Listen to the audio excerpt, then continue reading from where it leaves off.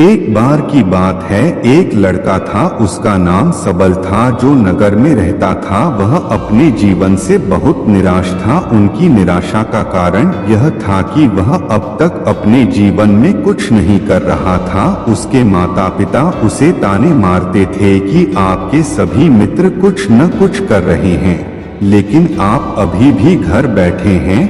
दोस्तों के बीच भी अक्सर उनका मजाक उड़ाया जाता था। वह कहीं जाता तो लोग उससे पूछते कि आप क्या कर रहे हैं। उसे यह बताने में भी शर्म आ रही थी। वह कुछ नहीं कर रहा था। धीरे धीरे उसने रिश्तेदारों से मिलना जुलना कम कर दिया और लोगों से मिलना भी बंद कर दिया। वह ज्यादातर समय घर पर ही रहता है। वह अकेला रोता है और भगवान को कोसता है और अपनी किस्मत को दोष देता है। अब उसे अपना जीवन बोझ लगने लगा था। कभी कभी वह सोचता कि कब वह कुछ करने के योग्य बनेगा, और फिर वह सोचता कि जिंदा रहने से अच्छा मर जाना है। एक दिन वह अपने नगर की एक गली से गुजर रहा था। तभी उसने देखा कि एक उपदेशक दुख और परेशानियों पर उपदेश दे रहा है। वह भी उसी भीड़ में सबसे पीछे बैठ गया और गुरु के प्रवचन सुनने लगा। उपदेशक कह रहा था, दुख एक शिक्षक की तरह है जो हमें जीवन की सच्चाई दिखाता है और हमें जीने का सही तरीका सिखाता है। आप चाहें तो जिंदगी जीना भी सीख सकते हैं। गुरुजी उपदेश दे रहे थे कि तुम चाहो तो कुछ भी हासिल कर सकते हो, और अगर चाहो तो एक कोने में बैठकर रो सकते हो। इन सभी बातों को सबल ध्यान से सुन रहा था, लेकिन शिक्षक की यह बातें पसंद नहीं आई। उसने खड़े होकर कहा कि कुछ भी सिखाने से दुख दूर नहीं होता, इसमें केवल दर्द होता है। दुख की पीड़ा अनंत है। ऐसा लगता है कि इसके बाद कुछ होने वाला नहीं है, इससे कुछ भी फर्क नहीं पड़ता है, इसके सामने तो मौत भी छोटी लगती है। उपदेशक ने कहा, फिर तुम्हारा दुख क्या है? सबल ने उसके सामने अपनी सारी व्यथा सुनाई और पूछा, मेरे दुख का कोई उपाय है तुम्हारे पास? यह सुनकर शिक्षक मुस्कुराए और बोले, तुम उस दिन मेरे पास आओ जब आपके जीवन में वास्तविक दर्द हो। मैं आपकी समस्या का समाधान अवश्य करूंगा। यह कहकर गुरु वहां से चला गया। सबल ने सोचा, कहीं मेरा दुख नकली तो नहीं है? क्या मैं जिस दर्द से गुजर रहा हूँ वह नकली है? मेरा दुख कोई नहीं समझ सकता। जब माँ बाप नहीं समझते तो गुरु क्या समझेगा? उनके दुखों से व्यथित होकर सबल ने एक फैसला लिया कि अब वह कुछ करेगा। सबल ने एक छोटा व्यवसाय शुरू किया, पर उसे सफलता नहीं मिल रही थी। लेकिन उसके घर वाले पूछते हैं कि क्या वह कुछ कोशिश कर रहा है? वह अपने व्यवसाय में लगा रहा और धीरे धीरे उन्हें सफलता मिलने लगी। फिर उसने गति पकड़ी और केवल 3 साल के अंदर ही वह एक बड़ा बिजनेसमैन बन गया। अब सबल के आसपास ऐसे कई लोग थे जो उसकी परवाह करता था, जो उससे प्यार करता था। अब उनके परिवार के सदस्य भी उसकी तारीफ करते नहीं थक रहे थे। दिन ब दिन उसके मित्रों की संख्या बढ़ती जा रही थी। अब वह अपनी जिंदगी से बहुत खुश था। उनके कुछ दोस्तों ने उन्हें सलाह दी कि जब आप एक बड़ा बिजनेसमैन बनकर बहुत खुश हैं, तो सोचिए आपको कितनी खुशी होगी अगर आप इस शहर और इस राज्य के सबसे बड़े बिजनेसमैन बन जाते हैं। कितने लोग आपसे जुड़ना चाहेंगे, आपकी कितनी बड़ी ख्याति होगी, और स्वयं राजा भी आपसे दोस्ती करना चाहेंगे और जरूरत पड़ने पर ही आपसे पैसे उधार लेंगे। दोस्तों की यह बात सबल के मन में घर कर गई। अब वह और पैसे कमाने की कोशिश करने लगा, लेकिन उसे यह सब बहुत ही जल्दी चाहिए था। वह समय बर्बाद नहीं करना चाहता था। उनका अधिकांश समय इन चीजों को प्राप्त करने में गलाने लगा, इसलिए वह ऐसे काम करने लगा जो सही नहीं था। उसने बड़ा उधार लेना शुरू कर दिया। उसके दोस्तों से पैसे की मात्रा और अधिक मुनाफा कमाने के लालच में वह अपने माल में मिलावट करने लगा। उसने अन्य व्यापारियों के खिलाफ भी साजिश रची और उन्हें डराया धमकाया। जैसा उसके दोस्त कहते थे वैसा ही करता था। वह इन तरीकों से ज्यादा पैसा कमा रहा था, पर अब उसके जीवन में पहले जैसा चैन न था। उनके मन की शांति गायब हो गई थी और वह रात को सो नहीं पाता था। वह हंगामे में रहता था। वह कुछ पाकर भी उन्हें किसी चीज में सुख नहीं मिल रहा था। एक दिन सबल अपनी गाड़ी में कहीं जा रहा था, तभी रास्ते में उन्हें उपदेशक का आश्रम दिखाई दिया। वह रुका और गुरु के पास जाकर बोला, संत आपने मुझे मेरे पास आने के लिए कहा था।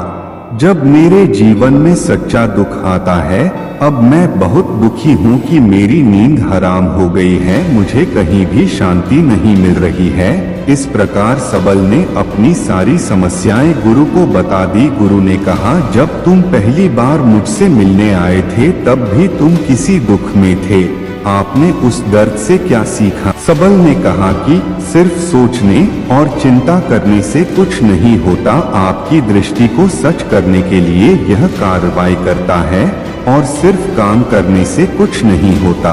परिणाम भी मिलना चाहिए। जब आपको लगता है कि आपका लक्ष्य हासिल नहीं होने वाला, तब राह में चाहे कितनी भी मुश्किलें आ जाएं, मन कितना भी निराश क्यों न हो, कितना भी लगता हो कि अब कुछ नहीं होने वाला है, तभी विश्वास करें, मैं जो भी कर रहा हूँ उसमें अवश्य सफल होऊंगा। लोग केवल सफल लोगों का सम्मान करते हैं। कोई कितना भी अच्छा क्यों न हो, वह हमेशा लोगों की नजरों में बोझ बन रहते हैं। यह सब सुनकर उपदेशक मुस्कुराया और बोला, जब आपके पास है तो यह वास्तविक दुख नहीं है। अपने जीवन में वास्तविक दुख आए तब मेरे पास आओ, मैं उसे ठीक कर दूंगा। सबल ने जाते समय साधु को सोने के सिक्कों से भरा घड़ा भेंट किया। घड़े को देखकर गुरु ने कहा कि यह मेरे किसी काम का नहीं है, उस पेड़ के नीचे गड्ढा खोदकर गाड़ दो। सबल ने घड़े को पेड़ के नीचे दबा दिया जैसा कि गुरु ने बताया और वहां से चला गया।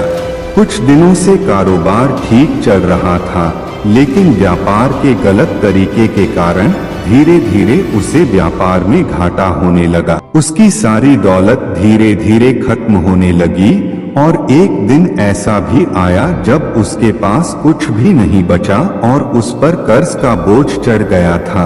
परंतु वह निश्चिंत था, क्योंकि उसने अपना सारा कर्ज अपने दोस्तों से लिया था। उसने सोचा कि उसके दोस्त बुरे वक्त में उनके साथ खड़े रहेंगे, लेकिन ऐसा कुछ नहीं हुआ। जैसे ही बुरा वक्त आया, दोस्त पहले उससे कर्ज मांगने लगे। अगर उसने कर्ज नहीं लौटाया, उन्होंने उसे जान से मारने की धमकी भी दी। उनके सभी शुभचिंतक और प्रियजन उससे दूर हो गए। उसके दोस्त जो उसके साथ मस्ती किया करते थे, अब उससे दूर भाग रहे थे। उसका परिवार उसकी गलतियां और कमियां गिनने लगा। उनकी सारी संपत्ति नीलाम कर दी गई और उसके पास कुछ भी न बचा। जब उसने अपने पिता से मदद मांगी, पिता ने कहा कि मेरे पास थोड़ी सी संपत्ति है, मैं तुम्हारी माँ को क्या कहूँगा अगर मैं तुम्हें दे दूं? यह संपत्ति हमारा अंतिम उपाय है। सबल के मन में गहरा दुख छा गया। उसके आसपास कोई नहीं था जो उनके दुख को समझ सके, जो उसे संभाल सके। जनता के इस विश्वासघात के कारण वह अंदर से टूट चुका था। वह सोचने लगा कि अब जीने का क्या मतलब है, अब मौत ही मेरा सहारा है। वह आत्महत्या करने के लिए पहाड़ी पर जा रहा था। तब से उसे याद आया कि उस शिक्षक ने उससे कहा था, मेरे पास आओ जब तुम्हारे जीवन में वास्तविक दुख हो। सबल गुरु के पास गया और अपनी सारी व्यथा सुनाई। आंखों में आंसू लिए उसने कहा, हे गुरुजी, मेरे दुख का निवारण कीजिए। गुरु ने कहा, जब जीवन में असली दुख होता है तब मेरे पास आ जाना, मैं इसे जरूर ठीक करूंगा। सबल ने कहा कि ये क्या हो रहा है, मेरी जिंदगी में अभी दुख नहीं है, तो आखिर असली दुख क्या है? गुरुजी ने सबसे कहा कि पहले आप मुझे बताओ, आपने अपने दुख से क्या सीखा? सबल ने कहा कि मैंने वह सीखा जो लोग हमारे जीवन में आते हैं वह हमारी सफलता और प्रगति के कारण वो हमें धोखा जरूर देंगे, क्योंकि बुरे समय में वे हमारे साथ नहीं खड़े होंगे। वे अच्छे समय में ही हमारा फायदा उठाएंगे और बुरे समय में हमें छोड़ देंगे। उन लोगों पर ही भरोसा करें जो हमारे बुरे समय में हमारे साथ खड़े रहते हैं, लेकिन ऐसे लोग बहुत कम होते हैं। लेकिन जिनके पास है उन्हें उनकी सराहना करनी चाहिए, उनका अपमान नहीं करना चाहिए। मैंने कभी भी किसी के खिलाफ साजिश नहीं रखना चाहिए। अपना काम ईमानदारी और धैर्य से करें और कभी लालची मत बनो। अपने सारे दुख दर्द और अनुभव बयां करने के बाद सबल गुरुजी के सामने आंखों में आंसू लिए बैठ गया। कुछ देर बाद साधु उठे और पेड़ के नीचे एक गड्ढा खोदा और घड़ा निकाल लिया जो सोने के सिक्कों से भरा हुआ था। उसने सबल को देकर कहा, मेरे पास आओ जब तुम्हारे जीवन में वास्तविक दुख हो। सबल ने अपने शिक्षक को धन्यवाद दिया और उसे प्रणाम करके चला गया। उस पैसे से उन्होंने एक छोटा सा व्यवसाय शुरू किया। अब वह छोटा व्यापारी बनकर भी खुश हैं। उन्होंने पूरी लगन और ईमानदारी से कारोबार किया। जल्द ही वह अपने शहर का एक बड़ा व्यापारी बन गया। उनका जीवन सुख सुविधाओं से भरा हुआ था। लेकिन कोई कितना भी अच्छा क्यों न हो, लेकिन जीवन में दुख आता है तो सबल के जीवन में भी दुख आते थे। अपने माता पिता की मृत्यु के रूप में वे दोनों एक ही दिन मर गए। सबल अपने माता पिता से बहुत प्यार करता था, इसलिए उनके निधन से उन्हें गहरा सदमा लगा। वह शवों को ले गया, दोनों को श्मशान घाट ले गया जहां अंतिम संस्कार किया गया। वहां उसने अपने माता पिता का शव जलता हुआ देखा तो उनका बेचैन हो उठा। उसके मन में कई सवाल उठने लगे। वह घर वापस आ गया, इसलिए उसने अपने माता पिता के घर और संपत्ति को देखा जिसके लिए उनके पिता हमेशा लड़ते रहे। आज जो छूटा पड़ा है, जिन्होंने इसकी देखभाल की, इसके लिए लड़ने वाले इस दुनिया से चले गए। उसके पिता ने जो कुछ कमाया वह सब यहीं रह गया। एक दिन पहले तक उसके पिता मारपीट करते थे किसी के साथ उसकी संपत्ति के लिए।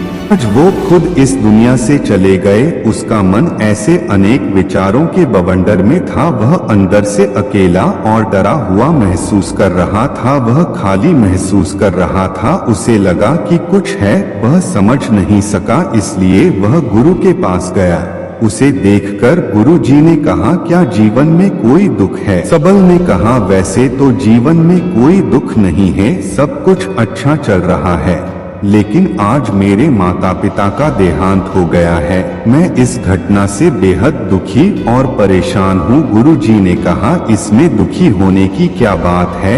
एक दिन सबके अपनों को मरना है। कोई न कभी जिया है और न कभी रहेगा। एक दिन तुझे भी मरना है। शायद तुम कल ही मर जाओगे या आप आज भी मर सकते हो। सबल ने कहा, क्या कह रहे हो गुरुजी? मैं भी मर जाऊंगा, लेकिन मैं अभी जवान हूँ। गुरु ने कहा कि सब जी रहे हैं इस भ्रम में कि मृत्यु केवल दूसरों को आती है, बड़ों के पास ही आती है, लेकिन जवान और बूढ़े मर जाते हैं, बच्चे मर जाते हैं। मौत का उम्र से कोई लेना देना नहीं है, यह सभी को प्रभावित करता है। मास्टर जी की ये बातें सबल के मन में घर कर गईं और वह चुपचाप चला गया, लेकिन उसका मन अभी भी बेचैन था। वह खाली महसूस कर रहा था। वह सारा दिन अपने बारे में ही सोचता रहा कि वह कौन है, वह इस दुनिया में क्यों आया है, क्या जीवन का लक्ष्य केवल चीजों को खाना और मरना है? ऐसे कई सवाल उसके दिमाग में लगातार उठ रहे थे, लेकिन उन्हें अपने किसी भी सवाल का जवाब नहीं मिल रहा था और उसका दुख दिन ब दिन बढ़ता ही जा रहा था। इसलिए कुछ दिन बाद वह फिर से गुरुजी के पास पहुंचा और बोला, हे स्वामी, मैं बहुत दुखी हूँ क्योंकि मैं यह नहीं जान पा रहा हूँ कि मैं कौन हूँ और मैं इस दुनिया में क्यों आया। यह सुनकर गुरुजी मुस्कुराए और बोले, आज आपके जीवन में पहली बार सच्चा दुख उत्पन्न हो गया है। यह वास्तव में दुख कहलाने के लायक है। हम नहीं जानते कि हम कौन हैं, हम क्यों आए हैं, क्या करें, कैसे करना है। सबल ने अपने गुरु से कहा कि उसकी दुर्दशा दूर करो। गुरु ने कहा कि हम सभी इंसान हैं, जीवन भर संग्रह करते रहते हैं। सबल ने कहा कि सभी इंसान जीवन भर धन, सम्मान, परिवार, प्रतिष्ठा, मित्र, शत्रु आदि जमा करता है। गुरु ने पूछा, क्या हम एकत्रित की गई चीजों में से कुछ भी अपने साथ ले जा सकते हैं। सबल ने कहा, कोई भी इंसान अपने साथ कुछ भी नहीं ले जा सकता, वह सिर्फ अकेला ही जाता है। मेरे माता पिता भी अपने साथ कुछ भी नहीं लेकर गए, सब कुछ धन संपत्ति वैभव सब कुछ यहाँ पर छोड़कर गए। शिक्षक ने कहा, अब मेरी बात ध्यान से सुनो, इस संसार में हमें जो संग्रह करना चाहिए वह हम नहीं करते। चीजें हमारे सामने होती हैं लेकिन हम उन्हें देखने की कोशिश नहीं करते। हमें इस दुनिया में जो कुछ भी इकट्ठा करना है वह हम खुद हैं, हमें खुद को जुटाना होगा ताकि जब हम मरें तो हम एकजुट हो सकें और खुद को पहचानने में सक्षम होने के लिए हम अंदर बंटे हुए हैं। हम प्यार, नफरत, गुस्सा, ईर्ष्या में बंटे हुए हैं। क्रूरता, धन, स्थिति, प्रतिष्ठा, सम्मान, पहचान, धर्म, जाति, सैकड़ों हजारों ऐसी चीजों और इच्छाओं में हम विभाजित हैं और टुकड़ों में जीवन जी रहे हैं। इस विभाजन के कारण हमारी चेतना कभी एक नहीं हो सकती। हमारी चेतना शक्ति बिखरी हुई है, इसलिए हमारे पास इतना समय नहीं है, इतनी ऊर्जा नहीं कि हम मुड़ सकते हैं और अपने भीतर देख सकते हैं। वास्तव में धन, सम्मान और सुविधाओं का अभाव, लोग इसे दुख समझते हैं और जीवन भर के लिए जो दुख कहकर रोते रहते और समाधान खोजने का प्रयास करते रहते हैं, उन्हें अपना समाधान कभी नहीं मिलेगा, क्योंकि जिसे लोग दुख कहते हैं वह वास्तविक दुख नहीं है। यह सिर्फ एक आदमी की इच्छा है, उसकी इच्छा कभी पूरी नहीं होती, इसीलिए व्यक्ति को कभी उनके प्रश्नों का समाधान नहीं मिलता। इसलिए इन सब से परे, यदि आप अपने दुखों का अंतिम समाधान चाहते हैं तो सबसे पहले खुद को समेटो, इस दुनिया से अपनी ऊर्जा वापस ले लो और इकट्ठा करो। अपने आप पर ध्यान केंद्रित करो, स्वयं पर ध्यान दो। अपने मृत्यु से पहले अपने आप को जानने की कोशिश करो, बिखरो मत। सबल ने कहा, तो गुरु जी, क्या हम इस संसार को छोड़ दें? हमारी सभी इच्छाओं को मार देना चाहिए, किसी से प्रेम नहीं करना चाहिए, धन संग्रह नहीं करना चाहिए, सम्मान की आशा छोड़ देनी चाहिए। शिक्षक ने कहा कि भावनाओं और इच्छाओं ऐसे बिखरे हुए मनुष्य में से निकल आओ जैसे कोई पत्थर पहाड़ से गिरे जिस पर पर्वत का कोई वश नहीं है सिवाय देखने के। परेशान होना और कुछ खोना वैसे ही बिखरे हुए मनुष्य की इच्छाएं बेकाबू और दर्दनाक हैं। उसका अनियंत्रित मन इच्छा करता रहता है और कल्पना करता है और यह दुख देता है। लेकिन जब एक व्यक्ति अपने मन को एकत्र करता है तो वह जो कुछ भी करता है वह उसके नियंत्रण में होता है। फिर उसकी इच्छा से इच्छाएं भी उत्पन्न होती हैं। सबल ने कहा कि आपने मेरे असली दुख का समाधान कर दिया, आपका बहुत बहुत धन्यवाद। अब से मैं खुद को समेटने, खुद को तराशने की कोशिश करूंगा। गुरुजी ने कहा कि मानव शरीर में बहुत ऊर्जा और शक्ति है, लेकिन यह फालतू के कामों में बंटा हुआ है, बेकार की बातों में लगा हुआ है। यह एक बहुत ही शक्तिशाली मशीन की तरह है, एक बच्चे के हाथ में रखा जा रहा है और वह बिना सोचे समझे अपनी शक्ति बर्बाद कर रहा है और बिना किसी नियंत्रण के। इसीलिए इस शक्ति पर ध्यान दें, अपनी चेतना, और इसे इकट्ठा करें। सबल को अपने प्रश्नों का उत्तर मिल गया। उसने अपने गुरु का शुक्रिया अदा किया और चुपचाप चला गया। दोस्तों, उम्मीद है आपको यह कहानी पसंद आई होगी। अगर आपको यह कहानी पसंद आई हो तो अपने दोस्तों और परिवार के साथ जरूर शेयर करें। चैनल को सब्सक्राइब जरूर कर लें। अगर आप भी भगवान शिव के सच्चे भक्त हैं तो कमेंट में हर हर महादेव जरूर लिखिएगा।